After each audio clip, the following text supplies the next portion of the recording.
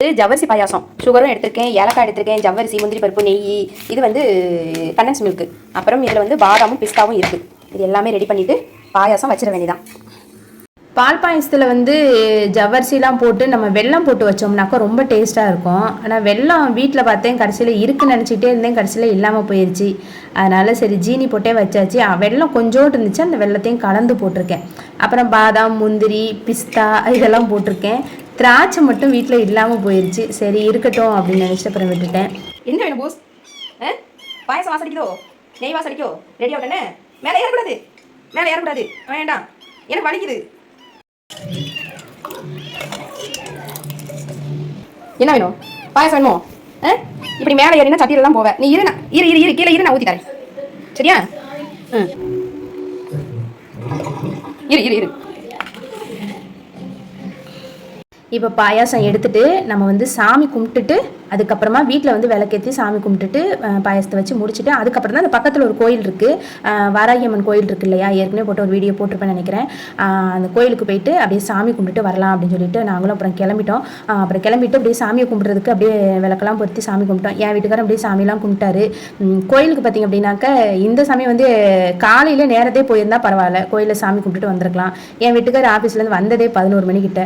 எங்கே போயின்னு கிளம்பி போகிறதுக்கு லேட் ஆயிடும். அதுக்கு சாயங்காலம் போகலான்னு நினச்சோம். சரி ஓகே இருக்கட்டும், போயிட்டு வந்துடுவோம். ஏன்னா வாராகியம்மன் வந்து எப்போவுமே ஓப்பனில் தான் இருக்கும் கோயில். சரி அதனால் அங்கே போய் சாமி கும்பிட்டு வந்துடுவோம்னு கிளம்பிட்டோம். பாயசம்.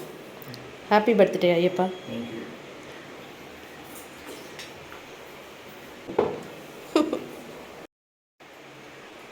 பாயசம் நல்லா இருக்கா?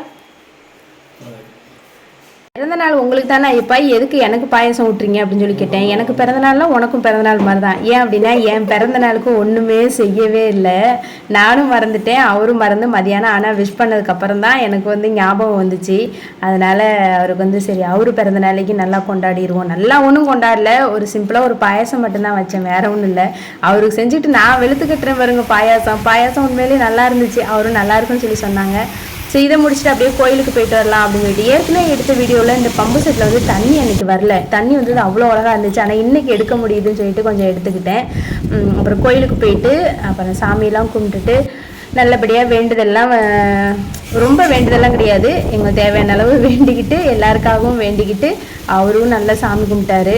அப்புறம் அங்கே வந்து வேண்டுதல் பண்ணிவிட்டு பாயாசம் கொடுத்தாங்க. அங்கேயும் பாயாசம், ஆனால் அந்த பாயாசம் வந்து வேறு பாயாசம், அரிசி பாயாசம்னு நினைக்கிறேன் அது. அப்புறம் சொல்லிட்டு அதையும் வாங்கிட்டு நான் சாமி கும்பிட்டுட்டு பிரசாதம் வாங்கி சாப்பிட்டுட்டு அப்படியே வெளியே பிள்ளையார் இருக்குது, பிள்ளையாரையும் அப்படியே சுற்றி கும்பிட்டுட்டு அப்புறம் பயங்கர வெயில் பார்த்தீங்கன்னா மண்டையை பொழக்குது, அப்படி ஒரு வெயில். அது மட்டும் இல்லாமல் வீடியோ எடுக்க முடியல.